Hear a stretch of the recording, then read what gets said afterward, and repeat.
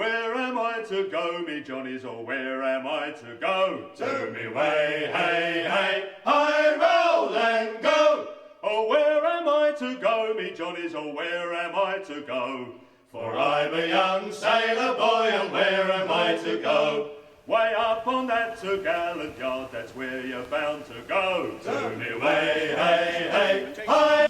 It does say that Sue Appleby and Martin Roberts. Right. Now, I'm still married to Hanne. And we're having a sailing 70s celebration. Now, let me again explain. Yesterday afternoon, Sue Appleby's sister celebrated her marriage to John. They got married in Australia in May, and because of the distance, not many of the people from the UK could go. So they've decided to have a celebration here. So the marquee was put up, and they had 60 people here celebrating until 1:30 this morning. Anyway, you've got the best. I was getting the last taxi sorted out. Anyway, so Sue and I said, well, if the marquee's going to be up, let's have a party. So Sue celebrated her 70th birthday earlier on this year. One or two of you were at that party. And so she said, I want to have some more friends. So that's part of it. And I said, well, we've just completed some wonderful sailing in our boat, Advalorem. We've done 34,000 miles.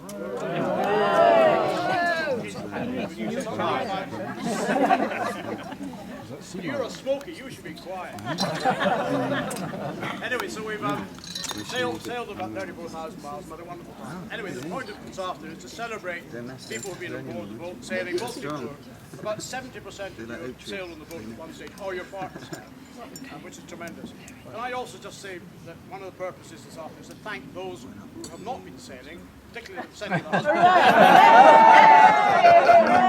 And I also thank Hanne's bridge set for keeping Hanne amused. And all that sort of thing. Anyway, I'm Martin Roberts, in case of some doubt. I'm not married to Sue, and there is confusion about Sues and everything else. There are several Sues here this afternoon, and we've lived here since 1995, and that's great. We got to know Sue Appleby through Paul and Iris Merter. Was Paul, where are you, Paul? You're somewhere here. Paul, there we are, Paul. Paul and Iris. Paul was our housemaster for our boys who were at Bradfield. And so through him we got to know Sue, and Michael Ward, of course, too, and we then went to Mexico, and the three ladies sat in the backseat of a very small car and got to know each other extremely well over various bumps that Paul and I were driving over. So from that, we then went to see Sue's sister, who was HR director, I think, for a pharmaceutical, and we had about 4 or 5 days living in that wonderful house in Mexico. So that's the background. The name of the afternoon is to have a celebration. Jim Jolly's agreed to be the MC, so Jim. Okay, just a couple of housekeeping tips for you. As far as toilets are concerned, I know it's a lovely garden, trees, but there are 3 toilets indoors, 2 upstairs and 1 downstairs. Okay? This is, as Advalorem is, a no smoking area. Under the tent. As far as if there is a fire, yeah, we'll all meet in the car park. But there's also a couple of hose lights. Mobiles, if you can switch them off. One of the good things is you might as well switch them off because there is no reception.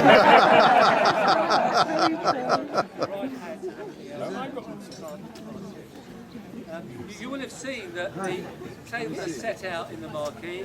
There is a plan as to where you're sitting, and that you will see that there is a particular country's flag. Do remember that, because there may be questions on that.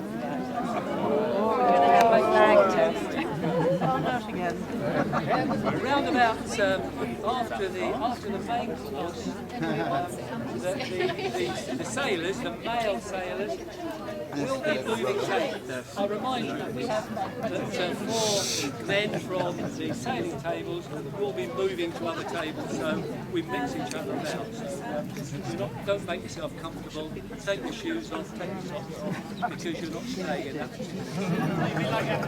Very, very as far as the actual day is concerned, yes, there's going to be some speeches, talks, yeah, Hopefully they will be relatively funny. There will also be some music, so it's not just talking. We've got some music as well to entertain you. When we actually go in, we'll say grace, but there is a buffet main course. If you can take your tables, and I'll call you up table by table. Just makes it a lot easier. Cool. Not like Advalorem when it's all a rush to the game. We can just go table by table. Okay? Any questions? No? We're all right? Good. Come on then. In we go.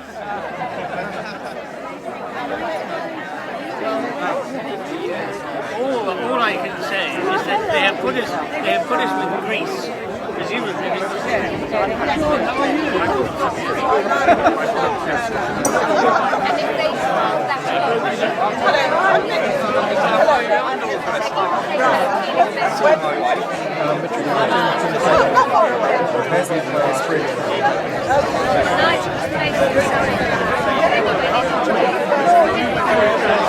How nice to see you. We have not said hello. How very nice to see you again.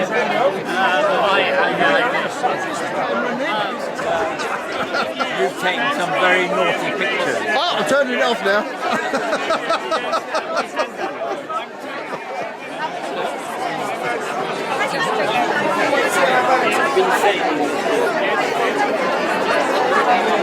Wonderful.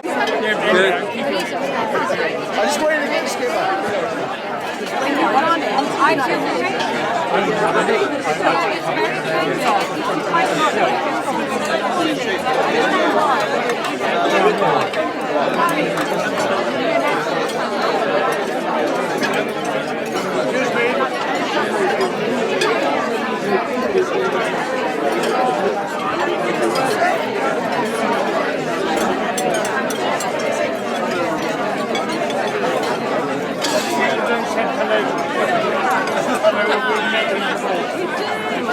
On the back of the boat. Yes.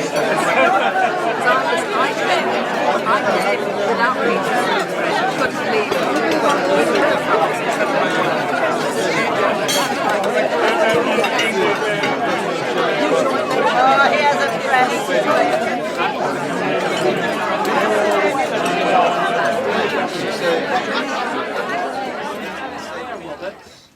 Martin's brother to come and tell a tale. Now, Alistair can tell a tale about when Martin was a pink little wrinkly thing. But that's not what you'll be talking about today. But if you want to know about Martin, well, he was a pink. There's a suggestion, Martin, you haven't changed. Tell you what, Martin, your wine's good,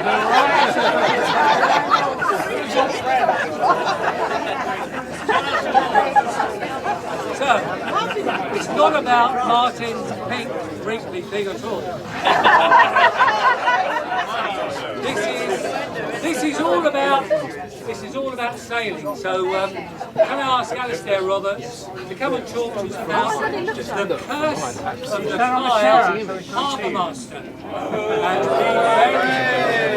And you come to support. Speak up, there's a lot of us here. Good, Dad.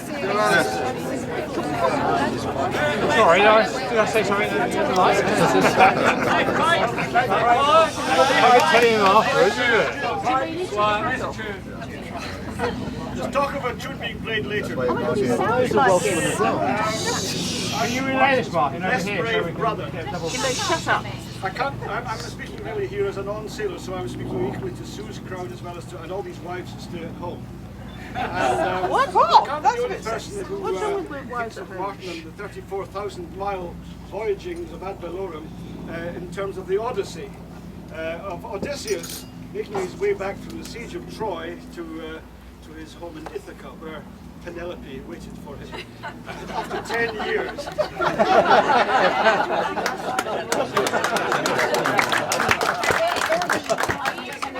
Well done, Hanne. And she was surrounded by suitors, tennis coaches and gardeners. Anyway, we live in the Highlands of Scotland. Mallig is the place, and if you get on the train at Euston, you get off at the end of the line, and it's Mallig. And then you go to the island. Mallig at the very end of the line. Thank you, Deirdre. And I want you to picture us. I'm joining as his crew, one of the many, and I'm the new boy, and Sue Lyons is there, and Mike Robery, and they're tremendously experienced sailors, and they've all passed their skipper's exams, but they still take an order or even a suggestion from Martin about what to do next. And picture us on the Advalorem in the harbour there, and Martin coming back from the harbour master's office, and the harbour master is a neighbour and friend of ours, Pimmy McLean, and he's the most affable person you could see. Smile playing around his lips, all that sort of thing, Highland hospitality, etc. And Martin seemed to have fallen out with it. I don't know. It's something to do with water and the diesel. How you could have a fishing fleet serviced by watery diesel, I can hardly imagine. But nevertheless, that was Martin, and Martin knows what he's talking about. But the point about it all, and this is what gives me the title to this story, is that the harbour master had raised his voice almost to shouting level and said, "We don't want your kind of people around here anyway." Which is pretty ironic, because since then the fishing fleet has gone down a bit, as you can perhaps imagine, and they've got a spanking new marina and they're looking for clients, so up there go.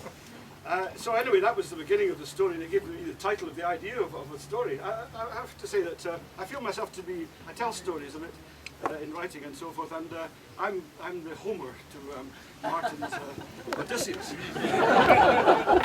So anyway, we set off with this slightly unnerving situation beginning to brew, and we ended up at the other end of the Sound of Slate, Skye on the left, mainland on the right, and put into Kyle of Lacalch, where we were better treated because we had a pontoon to get into. So then we had our evening etc. And the next morning, unusually for me because I'm not a morning person, I was up and they were all sleeping, and I decided I needed to go off and get some money out of the hole in the wall. It was still in civilization to that extent. So I got off and onto this pontoon, and here's this chap coming along. It turned out he was the harbour master for Kyle of Lacalch. And I said, "I'm just going to get some money, I'll pay you," and I'll pop round by the office, you know. And I did that, and came back and we gave Martin the ticket as my little contribution, you know. And he went storming off to the harbour master's office. And he said, "This is ridiculous, my brother knows nothing. He's an innocent abroad." This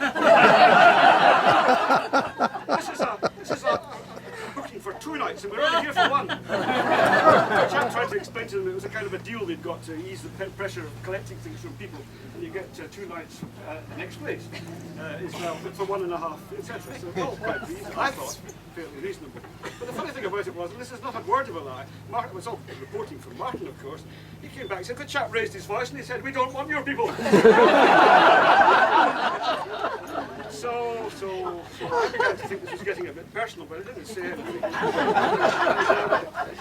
We sailed off into the west. The plan was to go to St Kilda, which is a very far off island in the middle of the Atlantic. And all went pretty well for a while. The diesel seemed to be all right. We touched up the Sound of Slate, and so we went off, heading off without the Hebrides, across the Minch. The Minch is occasionally a very stormy sea, dividing Scotland from the Hebrides, but on this occasion it was utterly calm, and the diesel was doing its job. And but then I think a third thing happened. We landed on the island of Sculpey. We broke the side of beast to dead that she shot, and perished mony a bonny boat. Well, you can see that this raging storm wasn't just a meteorological phenomenon, no. And so here was I. At this point I began to feel like Homer Simpson. And I took myself below deck, as you do, and tried to find solace in my bedroom, and it was a pointy bit of the boat, so that was no good because it went crashing. And then I went on, not on deck by no means, but up to the cockpit place, I think it's called, and clung on to the bit that wasn't underwater. We roared our way past, nowhere near St Kilda, past Benbecula, South Hewitt, never got near Barra, Mingula, no way. And the skipper decided we had to turn for shore again, and we did. we went raging past the great cliffs of Skye and eventually found shelter in a nice little bay. The car was he was given a courtesy car, all courtesy in the Highlands. And his own car, which had taken over from Philip as an act of kindness, fell off the Advalorem in Stoke-on-Trent and was irremediably damaged. So I just wanted to finish off this little story to you. Hope I haven't taken up too much time. No. With a snatch of song. It deals with a man-made waterway, and it goes. It prevents you having to go right round the Mull of Kintyre, which is a very dangerous thing to do. And the Crinan Canal for me. I don't like the wild raging sea. These big foaming breakers, they give me the shakers. The Crinan Canal's for me.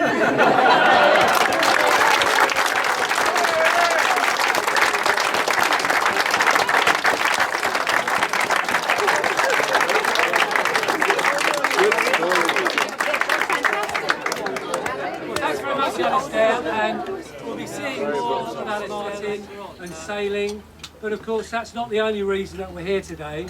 And the main reason, and one of the main reasons, is here that we're here because it's Sue Appleby's 70th year.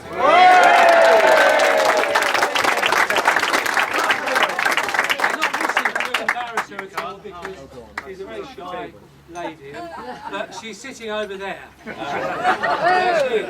Okay, so happy birthday to us all, Sue. Thank you. Thank you.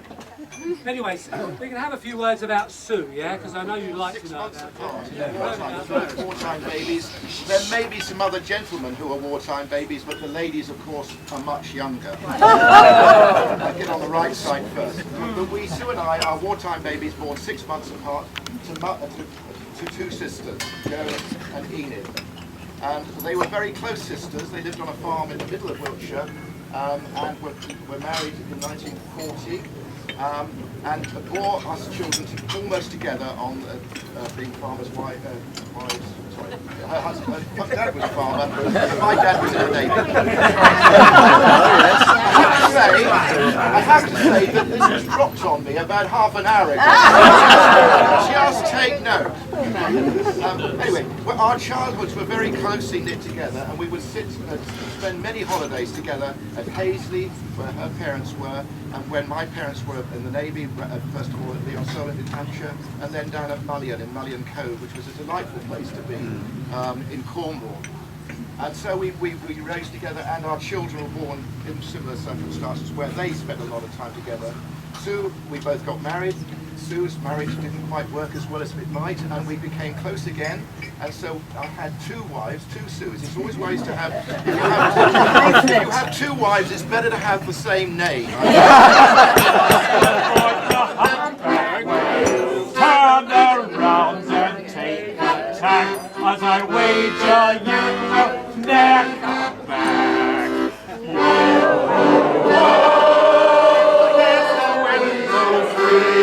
Advalorem's all let's see. Sorry, what's the crew of Mike Robury, David Gardner, remember all that? And also, I should think a lot of us on that first trip here are actually here today, aren't we? Yes. On that first 2005. Yeah. Hello, Mike. Hi there. I think we ended up in Gibraltar, Almira, wasn't it? Almira. If you remember those first days, the spreadsheet that Martin used to send out to us went into some detail of the distances, the times we'd be there at each port, almost to the hour, yeah? And the sailing time expected on each, and those dreaded words, some night sailing involved. Right, anyway, and Philip's here, and David Hughes obviously can't be here. 2008, we had a great time in the Caribbean, if you remember. Several of you brought the boat back across the Atlantic, back to Plymouth. I know Emma remembers the time when that year you celebrated Burns Night with tin haggis and sweet potatoes and turnips and instead of leeks and tatties. 2009, sailing the west coast of Ireland and Scotland. 2010, the Hebrides and to Germany. All these memories flying back, I know.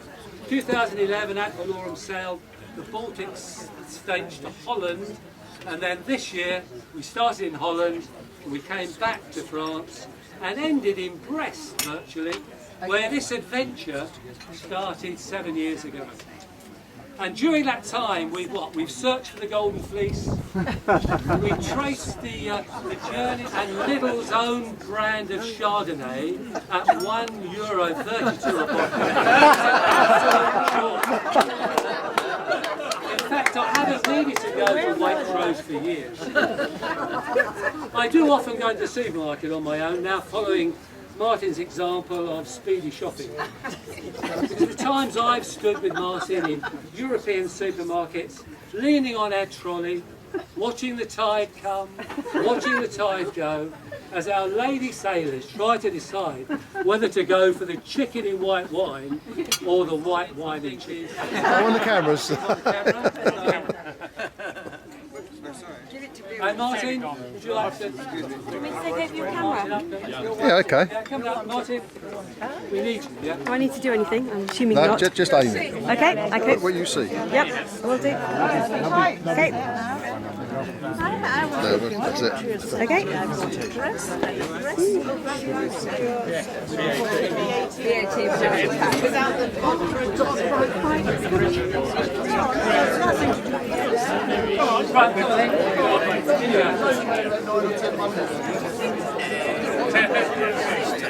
Colin, Mike and I have had thought we ought to get a little bit of something for our skipper. I'd like to just tell you 4 little brief stories. The first one was, very brief. The first one when with a lady I joined the ship in boat in Naples. Lady, fortunately, she had to go. She missed a ticket. I thought we were going to night on board. But she was the only person I know who would come with a suitcase to dress for every evening. She clearly misunderstood. And later on that trip, we were in Amalfi and we went to see the final of the World Cup. And we had a nice evening. And Italy won, so the whole of the town was absolutely mad. Martin had been very interesting, stayed on the ship. We all got back rather the worse for the wear. Martin took off.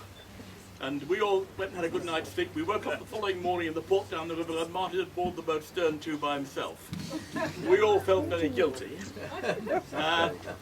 Later, that year later, when the 3 of us were on board, we went to Sicily and went to Marsala. And we thought we would try and find some Marsala. Now, even Martin couldn't find us any Marsala in Marsala.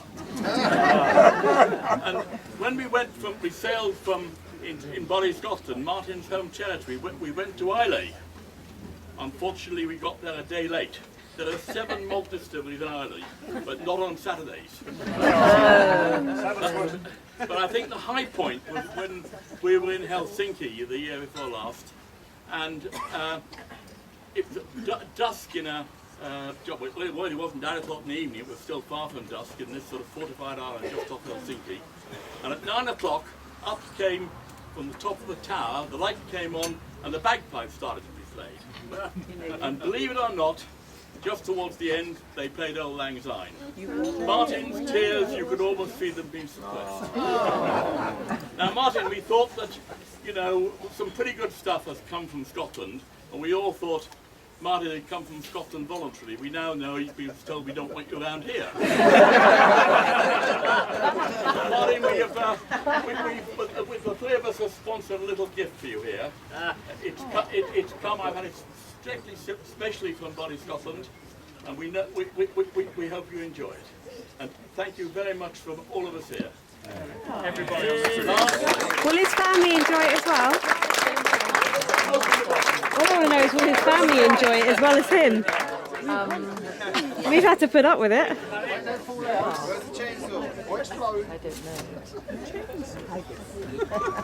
Oh, better not be.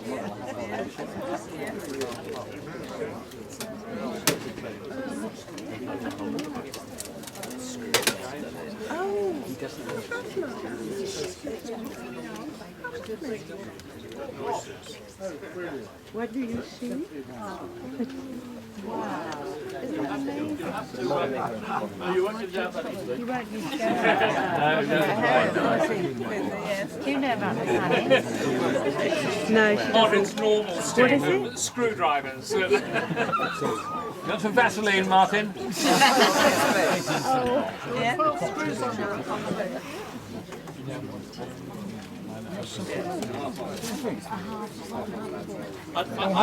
I've already done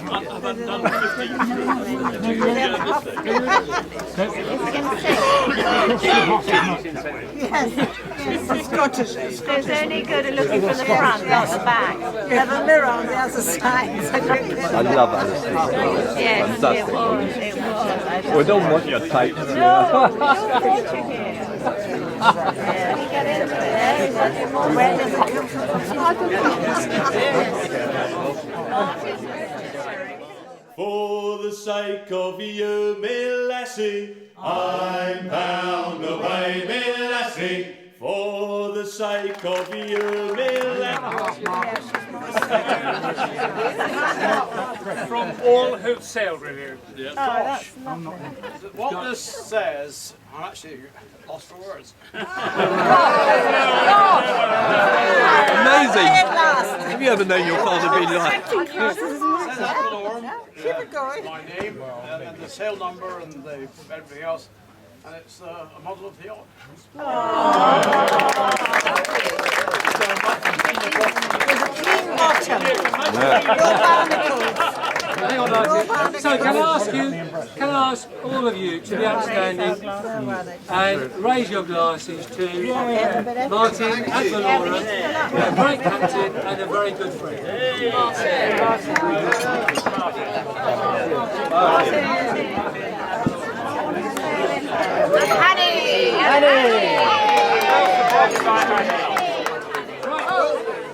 Okay, if you can take a seat. Thank goodness she had the job in the surgery, so that was good for her and good for everybody.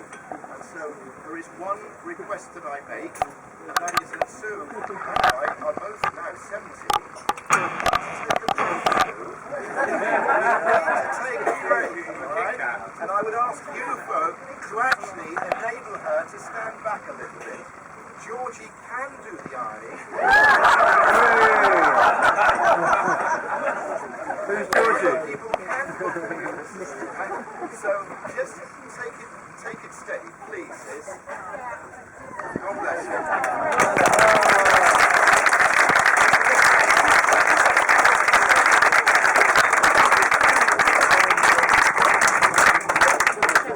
Okay, thanks very much, David. And the next person that's going to talk about you, Sue, is Paul Murtagh.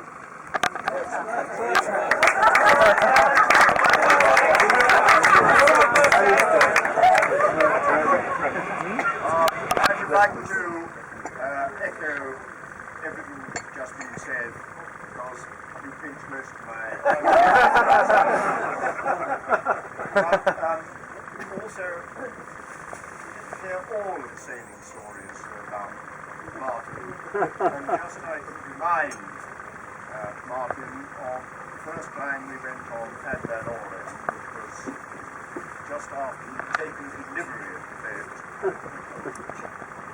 And he was very proud to take us out in the sailing. And we were coming off the mooring. Thank you very much.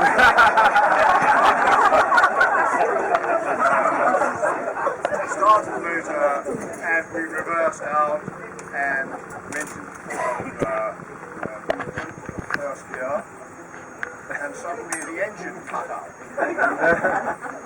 What are the goals? Protect the sides of the boat. Martin disappeared down below. Kept on going. And I couldn't find the brakes. Until we hit the pontoon. Outside. Straight away. Martin reappeared. No blame culture. Now about sailing.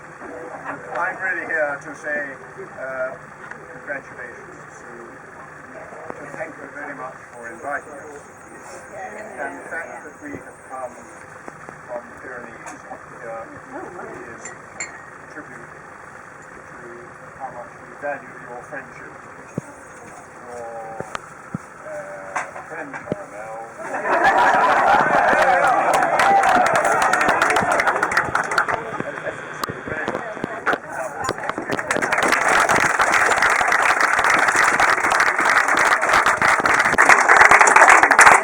thanks so much, Paul. Well, it certainly sounds as though, Sue, that you make a great sailor, so perhaps Martin can convince you to come on next year. But lastly, we have your two lovely children. It's hard to look at the two of them and call them children, but yeah, your two, Will and Georgina, are going to say a few words. So, Will,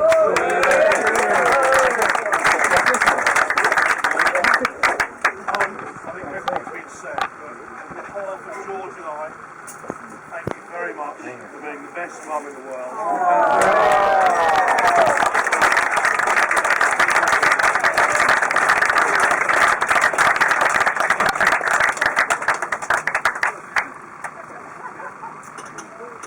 And then from us all, Martin and Hanne, thank you very much for being fantastic.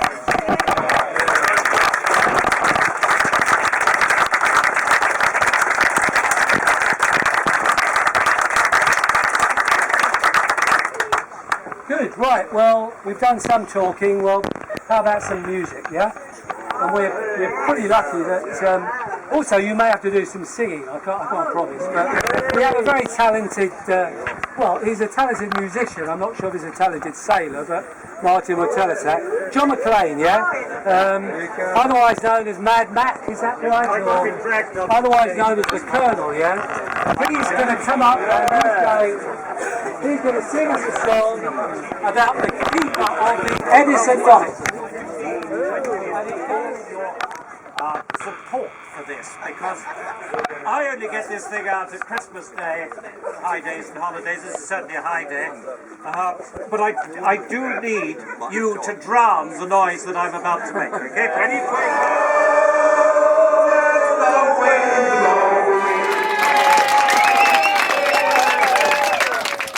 Is an even greater woman rolling her eyes. She's done so many times. And one of the things with Hanne, you've been here today and you've looked at these wonderful gardens. And if you have a walk round, Hanne has worked so hard these last 3 to 4 months to make these gardens look good for us today. So, Hanne, thanks a lot. Yeah, we're really grateful.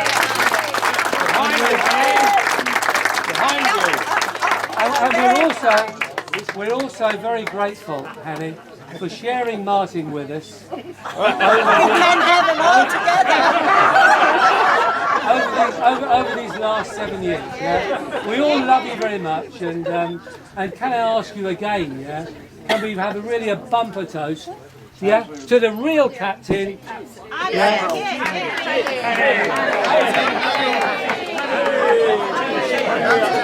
Hanne. You much deserved. No, I must correct the saying. Behind every great man is a surprised mother-in-law.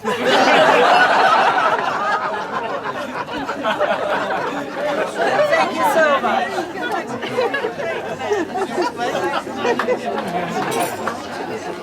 Thank you very much.